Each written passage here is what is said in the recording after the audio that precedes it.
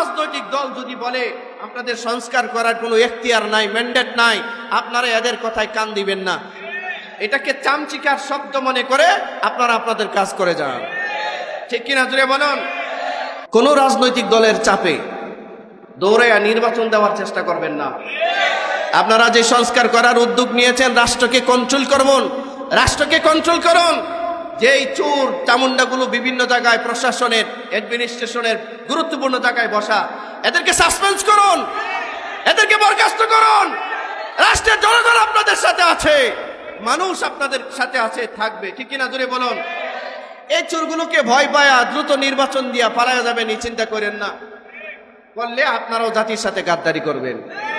এই সরকার যদি কোনো সংস্কার করতে চায়, আপনাদের কোনো বাধা আছে? এই দুইটা হাত একটু উঠান তো, শক্ত করে উঠায়া দেখান তো। বর্তমানের অন্তর্বর্তীকালীন সরকার যদি কোনো সংস্কার করতে চায়, এই সংস্কারে আপনাদের সমর্থন আছে কি নাই? যারা বলেন সমর্থন আছে কি নাই? তারে যারা বলে এই অন্তর্বর্তীকালীন সরকার যদি সংস্কার করে, তাদের কোনো ম্যান্ডেট নাই, সংস্কার করার অধিকার নাই, এদের কথা কি মানা যাবে? এরা কি ভালো মানুষ? এরা কি দেশের শান্তি চায়? এরা কি দেশের শৃঙ্খলা চায়? 53 বছর হয়েছে বাংলাদেশ স্বাধীন হয়েছে। 53 বছর বয়সে প্রত্যেকটা টার্মে টার্মে যারা এদেশের শাসন ক্ষমতায় অধিষ্ঠিত ছিল, প্রত্যেকটা সময়ে সময়ে বাংলাদেশ দুর্নীতিতে বিশ্ব মানচিত্রে চ্যাম্পিয়ন হয়েছিল। 2024-এ ছাত্র জনতার গণ অভ্যুত্থানের ভিতর দিয়ে অত্যাচারী স্বৈরাচারকে বিদায় করবার পরে, এই ইন্টারিম গভর্নমেন্ট আসবার পরে, অন্তর্বর্তীকালীন সরকার ক্ষমতা নিবার পরে, ছাত্র জনতার এই সরকার চাচ্ছে একটা সংস্কারের মাধ্যমে গোটা বাংলাদেশের যে দুর্নীতিপরায়ণ শাসন ব্যবস্থা, গোটা বাংলাদেশের যে দুর্নীতিপরায়ণ আইন কানুন, এই সব কিছুকে দুমড়ে মুচড়ে ভেঙ্গে পরিবর্তন করে সংস্কার করে বাংলাদেশকে একটা সভ্য সমাজ ব্যবস্থায় পরিণত করতে হবে। এটা আমাদের দেশের বিগত স্বৈরাচাররাও মানতে চাচ্ছে না, সামনের স্বৈরাচার যারা তারাও মানতে চাচ্ছে না। এই জন্য ছাত্রদের তৈরি করা এই ইন্টারিম গভর্নমেন্ট, ছাত্র জনতার মাধ্যমে তৈরি করা এই অন্তর্বর্তীকালীন সরকার কোন সংস্কার করুক, এটা তারা চায় না। তাদের বক্তব্য হলো এরা হচ্ছে অন্তর্বর্তীকালীন সরকারের উপদেষ্টা মাত্র, তারা রাষ্ট্রের সংস্কার করার কি ক্ষমতা থাকে? রাষ্ট্রের জনগণ তাদেরকে এই ধরনের ম্যান্ডেট কোথায় দিল? তাদের বক্তব্য শুনেন। আবু জাহেল, উতবা, সাইবাদের যে বক্তব্য ছিল, এই বক্তব্য আমাদের দেশের এই ধরনের নেতাদের ভিতরে, নেতাদের মুখে শোনা যায়। তারা বলে এদেশের অন্তর্বর্তীকালীন সরকার, এদেশের ইন্টারিম সরকার ছাত্র জনতার সরকার, রাষ্ট্রের সংস্কারের অধিকার তাদেরকে কে দিল?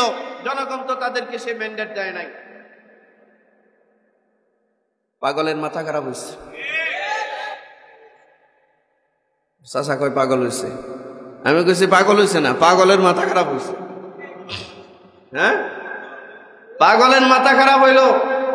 এ ভাই, আপনারা বলেন এই কথাগুলো যারা বলে, বর্ণচোরার দলেরা, এই বন্ড বাটপারের দলেরা এটা জানতে চায় না বর্তমানের অন্তর্বর্তীকালীন সরকারের উপদেষ্টা যারা আছে তাদের বিরুদ্ধে এই দেশের জনগণ রাস্তায় নামছে। আরে কথা বলেন না কেন ভাই? জনগণ যখন রাস্তায় নামে নাই, তাহলে জনগণের সমর্থন আছে।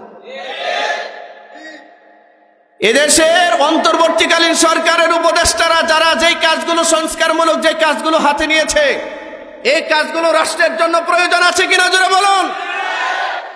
একটা মানুষ সারা জীবন প্রধানমন্ত্রী থাকবে, এটা হতে পারে না। একটা দল সারা জীবনে দেশে রাষ্ট্র ক্ষমতায় থাকবে, এটা হতে পারে না। পরিবারতন্ত্র রাষ্ট্রে চলতে পারে না, নারী নেতৃত্ব রাষ্ট্রে চলতে পারে না। এটার বিরুদ্ধে সমাজ ব্যবস্থা, এই মুসলিম মিল্লাত 92% মুসলমানদের ঐক্যবদ্ধ আন্দোলন করতেই হবে, এই সংস্কার করতেই হবে।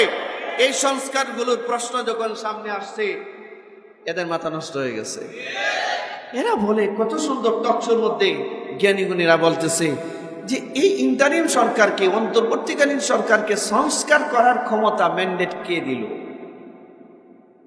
ম্যান্ডেট কে দিল মানে এই দেশের গণ অভ্যুত্থানের মাধ্যমে জুলাই আগস্টের গণ অভ্যুত্থানের মাধ্যমে বিশাল এক পরিবর্তন হলো।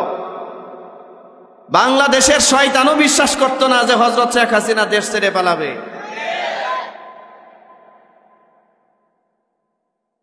হযরত শেখ হাসিনার দলবল দেশ ছেড়ে পালাবে, এটা দেশের শয়তানও বিশ্বাস করত না। তোমরা তো আজ বড় বড় কথা বলো, শয়তানও বিশ্বাস করত না। ছাত্র জনতার এই আন্দোলন ছাড়া, রক্ত দেওয়া ছাড়া, আলেম ওলামা রক্ত দেওয়া ছাড়া, রাজপথে নামা ছাড়া এই দেশ স্বাধীন হতো না। ঠিক কিনা জোরে বলুন? এই দেশ স্বাধীন হতো না। আজকে কতজন আন্দোলন করে রাস্তাঘাটে, আর তখন কথাই বলতে পারতো না। আচ্ছা, এরা যে দাবি করে যে অন্তর্বর্তীকালীন সরকার কোন সংস্কার করার অধিকার রাখে না, কারণ দেশের জনগণ তাদেরকে কোনো ম্যান্ডেট দেয় নাই। ম্যান্ডেট বলতে কি বোঝাও তোমরা? সমর্থন। এই তো সমর্থন যদি না থাকতো তাহলে গোটা দেশ এই উপদেষ্টাদেরকে মানলো কেমনি? যদি এই উপদেষ্টাদেরকে না মানতো, যেদিন উপদেষ্টা পরিষদ শপথ গ্রহণ করেছে পরের দিনই যে মানুষ রাস্তায় নামতো, বলতো আমরা এই উপদেষ্টা পরিষদ মানি। দেশের জনগণ রাস্তায় নামছে? কথা বলেন না কেন ভাই? দেশের জনগণ রাস্তায় নেমেছে? দেশের জনগণ যখন রাস্তায় নামে নাই, জনগণ যখন প্রতিবাদ করে নাই, জনগণ যখন এই উপদেষ্টাদের মাধ্যমে যে সংস্কার কাজগুলো হচ্ছে এটা জনগণ যখন মানতেছে, বুঝতে হয় সারা দেশের জনগণের ম্যান্ডেট সমর্থন তাদের পেছনে আছে। আপনারা কি কথাটা বুঝতে অসুবিধা হয়? হলো আমি কি অযৌক্তিক কোনো কথা বললাম? দেশের এই অন্তর্বর্তীকালীন সরকার সংস্কারমূলক কাজে হাত দিয়েছে। একজন লোক দুইবারের অতিরিক্ত প্রধানমন্ত্রী হতে পারবে না। আলহামদুলিল্লাহ বলেন। আমরা তো বলি একবার অতিরিক্ত প্রধানমন্ত্রী না হলেই ভালো হয়। একবার চান্স, একবার ভালো করলেও একবার, মন্দ করলেও একবার। দুইবারে করলে প্রথম 5 বছর দুর্নীতি করব, আর পরের 5 বছর ফেরেশতা সাজার চেষ্টা করব। কথা বলেন না কেন? সুবিধা হয় একবার। ওয়ান ওয়ে রুট দেন, ওয়ান ওয়ে, একবার। ঠিক কিনা জোরে বলেন? একবার দিলে ভালো হয়। ক্ষমতার মসনদে একবার আসেন, তাহলে চিন্তা করবে এটাই আমার ফার্স্ট, এটাই আমার লাস্ট। দুর্নীতি করলে মানুষ আর জানা যায় আসতো না। মরলে ইন্নালিল্লাহ বাদ দিয়া আলহামদুলিল্লাহ বলা শুরু করবো। সুতরাং কিছু করে গেলে এখনই করে যেতে হবে। ঠিক কিনা জোরে বলেন? যাই হোক, তারপরেও এই অন্তর্বর্তীকালীন সরকার একটা সংস্কারমূলক কাজে হাত দিয়েছে যে বাংলাদেশে কোন সরকার দ্বিতীয়বারের পরে তৃতীয়বার একই ব্যক্তি প্রধানমন্ত্রী হতে পারবে না। আমরা সাধুবাদ জানাই। আলহামদুলিল্লাহ বলেন, জোরে বলেন আলহামদুলিল্লাহ। আচ্ছা, আরো কিছু সংস্কারমূলক কাজে হাত দিয়েছে, আর ওরা বলা শুরু করছে না এদেরকে সংস্কার করার, জুলাই অভ্যুত্থানের শ্বেতপত্র প্রকাশ করার পেছনে বাধা। তারপরে এই ইন্টারিম সরকার, অন্তর্বর্তীকালীন সরকার যতগুলো সংস্কারে হাত দিচ্ছে সবগুলো সংস্কারে বাধা দেওয়ার চেষ্টা করছে। কারণটা কি? মানে দুর্নীতির রাস্তাটা আপনারা খোলা রাখতে চান, চুরি ডাকাতির রাস্তা খোলা রাখতে চান। মনে রাখতে হবে এই দেশের জনগণ, ছাত্র জনতা আর এই দেশের যুব সমাজ, এই দেশের আলেম সমাজ ঐক্যবদ্ধ যখন হয়েছে, অন্যায়ের বিরুদ্ধে রক্ত দেওয়া যখন শিখেছে, মানুষ যখন জুলুমের বিরুদ্ধে রক্ত দিতে শিখেছে, নতুন কোন স্বৈরাচারকে এই দেশে বিন্দু পরিমাণ আর বরদাস্ত করা হবে না। কোন স্বৈরাচারী কোন পথ যদি কেউ বেছে নেন, তাহলে হযরত শেখ হাসিনার পথ অনুসরণ করতে পারেন। শিক্ষা গ্রহণ করেন, শিক্ষা। রাস্তা পাবেন না। উনি তো হেলিকপ্টার পাইছিল, আপনারা হেলিকপ্টারটাও কিন্তু পাবেন না। দেশের মানুষের মধ্যে একটা চেতনাবোধের সৃষ্টি হয়েছে। ঠিক কিনা জোরে বলেন? ভাই আপনারা একটু জোরে বলেন তো। এই গোটা রাষ্ট্র ব্যবস্থা, গোটা বাংলাদেশের রাষ্ট্র ব্যবস্থা এত রক্তক্ষয়ী সংগ্রামের পরে এই ছাত্র জনতার যে সরকার, গোটা দেশের সরকার, সারা দেশের মানুষের সমর্থন আছে তাদের পেছনে। ঠিক কিনা জোরে বলেন? আপনারা কোত্থেকে বলেন যে এদের পেছনে সংস্কার করার কোনো অধিকার নাই, কোনো ম্যান্ডেট নাই? এটা তো একটা ধোঁকা ছাড়া, এটা একটা মিথ্যা অপবাদ ছাড়া কিছুই না। বরঞ্চ দেশের মানুষ এটা মনে করে তোমরা ভোটের নামে যে ডাকাতি করো, এটা বাদ দিয়া এই সরকার যদি সংস্কার করতে থাকে কারো কোনো বাধা বিপত্তি থাকবে না। আপনাদের আছে? হাত ওঠান। এই সরকার যদি কোনো সংস্কার করতে চায়, এতে আপনাদের কোনো বাধা আছে? এই দুইটা হাত একটু উঠান তো, শক্ত করে উঠায় দেখান তো। বর্তমানের অন্তর্বর্তীকালীন সরকার যদি কোনো সংস্কার করতে চায়, এই সংস্কারে আপনাদের সমর্থন আছে কি নাই? যারা বলেন সমর্থন আছে কি নাই?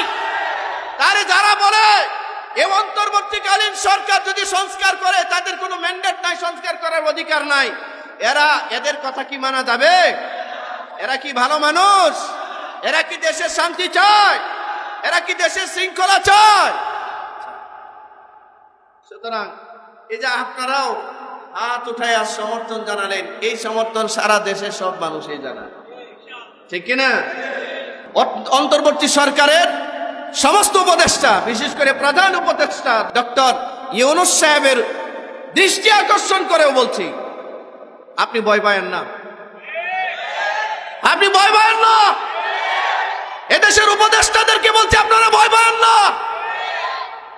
2000 মানুষের জীবন দেওয়ার পরে, 30,000 মানুষ আহত হওয়ার পরে এই রাষ্ট্র ব্যবস্থার পরিবর্তন এসেছে। আপনারা এগিয়ে যান, এদেশের মানুষ আপনাদের সাথে আছে, ঠিক কিনা জোরে বলেন? এদেশের মানুষের সমর্থন আর ম্যান্ডেট আপনাদের সাথে আছে। রাষ্ট্রের সভ্যতার জন্য, শৃঙ্খলার জন্য, মানুষের অধিকার আদায়ের জন্য, রাষ্ট্রকে দুর্নীতি মুক্ত করবার জন্য যা যা সংস্কার করার দরকার, যেখানে যেখানে সংস্কার করা দরকার, যারে যারে ফাঁসির কাস্টে ঝুলানো দরকার, যারা যেখানে বিচার করবার দরকার, আপনারা সেই বিচারের আয়োজন করুন, আপনারা সেই সংস্কার করুন। এই দেশের সমস্ত মানুষের ম্যান্ডেট, সমর্থন আপনাদের পাশে আছে। এদেশের সমস্ত আলেম ওলামাদের সমর্থন, সাধারণ জনগণের সমর্থন আপনাদের পাশে ছিল, আছে, থাকবে। আপনাদেরকে রক্ষা করার জন্য, আপনাদেরকে কাজের সুযোগ করার জন্য যদি আবারও রাস্তায় নামতে হয়, আমরা রাস্তায় নামতে প্রস্তুত আছি, ঠিক কিনা জোরে বলুন? আমরা রাস্তায় নামতে প্রস্তুত আছি। আপনাদের ভয়ের কোনো কারণ, কোন রাজনৈতিক দল যদি বলে আপনাদের সংস্কার করার কোনো এখতিয়ার নাই, ম্যান্ডেট নাই, আপনারা এদের কথায় কান দিবেন না। এটাকে চামচিকার শব্দ মনে করে আপনারা আপনাদের কাজ করে যান, ঠিক কিনা জোরে বলুন? এটা অন্তর্বর্তী সরকারের কাছে আমাদের আহ্বান। 50-53টা বছরের মধ্যে এই দেশের শাসন ব্যবস্থার যারা শাসন করেছে, এদের বিরুদ্ধে মুখ খোলার মানুষ ছিল না। যারাই মুখ খুলেছে, তাদের এই হাতে ডান্ডা বড়ি, হাতে হাত করা লাগানো হয়েছে, পায়ে ডান্ডা বেরি পরানো হয়েছে, ঠিক কিনা জোরে বলেন?